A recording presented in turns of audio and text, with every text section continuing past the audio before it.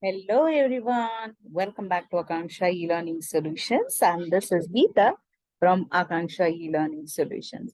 So today we are going to learn few phrases that do very useful in Kannada. And it's called a 1 minute video kind of, okay? So Kannada useful phrases. The first phrase here is Namaskara, which you all know.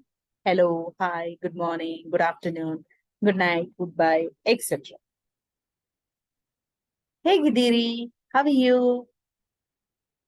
ಚೆನ್ನಾಗಿದ್ದೀನಿ. I'm fine. ಚೆನ್ನಾಗಿದ್ದೀರಾ? Are you fine? ಚೆನ್ನಾಗಿದ್ದೀನಿ. I'm fine. ಧನ್ಯವಾದಗಳು. So this is a short video, 1 minute. So anybody can practice this. Thank you very much. See you in the next class. Bye-bye.